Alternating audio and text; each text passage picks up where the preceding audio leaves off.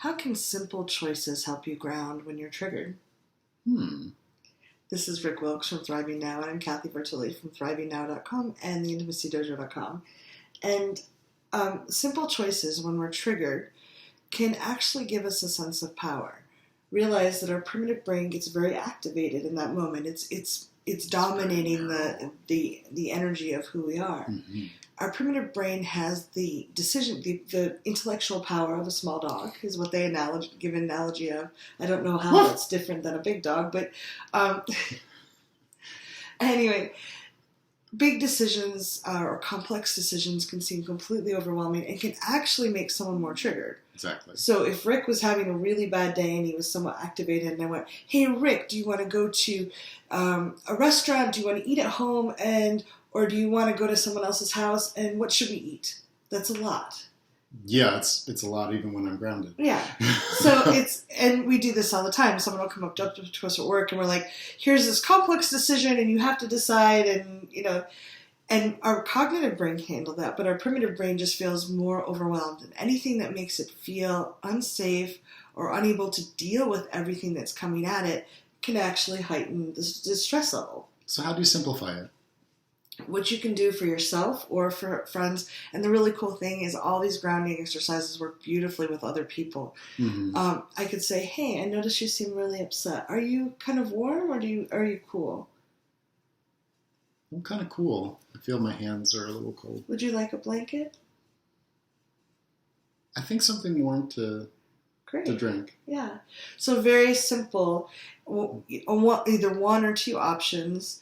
And something, if you can focus on something for their body, like would you like something to drink? Would you like something warm or something cold? Does tea sound good to you? Yeah. Gentle, soft suggestions and giving them some direction. I'm not saying, "What do you want to drink?" because that can feel like I'm not thinking really well right now. That seems too big. Does tea sound good for you, or would you like a glass of water? Mm-hmm. Gentle, soft, with some very clear specifications, and give them space to answer. If they're not sure, give them a minute to kind of process it through. If they're not sure, you can offer, sometimes people are really frozen. Yeah. They're literally cannot speak because they're frozen, like deer, just frozen. You can just say, "Okay, how about I get a glass of water for you," and you can see if that works for you. Yeah. And this kind of awareness of choice and offering that to people in our world, simple choices, mm-hmm. ones that, especially as you get to know people, you get a sense of the things that they have turned to for comfort that are healthy and nourishing. And by getting used to it when you're confronted by someone else's emotional state, when you ground yourself, "Oh, gravity's working, that's good, and I can take a breath, and what are some choices I'd like to offer, very simple choices that I would like to offer to this being that I care about? Would you like a glass of water, or would you like some ginger tea?" And by doing that, you get used to, when in the presence of someone that you care about that is in a place where they could use some support, that also reminds yourself that you're someone that you care about and that there's always some choices. Would you like to sit down in this chair, or would you like a hug? Yeah. Now that's, again, simple choices. Offer things that are a yes for you to mm-hmm. offer. If you don't really want to go out and get them a pizza, then don't offer to go get them a pizza. There's something simple. Would you like to share what's going on inside, or would you like me to give you a blanket and leave you alone for 10 minutes and I'll go in the other room? Yeah.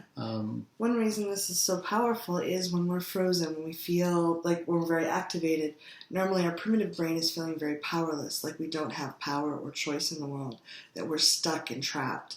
Giving someone gentle choices, would you like me to turn the temperature up a couple of degrees? Or would you like to take a sip of water?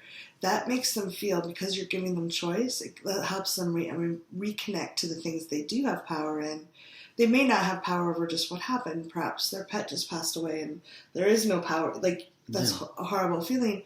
but reminding them that there are areas in their life where they can have power and choice can help them shift out of the primitive brain into a more grounded state where they can go through their grieving in a more gentle, loving way. This kind of emotional savvy makes such a difference in our world. We're wanting to cultivate an awareness that's not just a thinking one. It's one where we can be of service from our heart for ourselves and the people that are part of our circle. And think about think about situations that have come up in your life, and think about some simple choices that, in retrospect, it would have been really nice if somebody had offered that. That can open up a door for your own awareness about the types of things that can be offered when someone is down or anxious or feeling unsettled.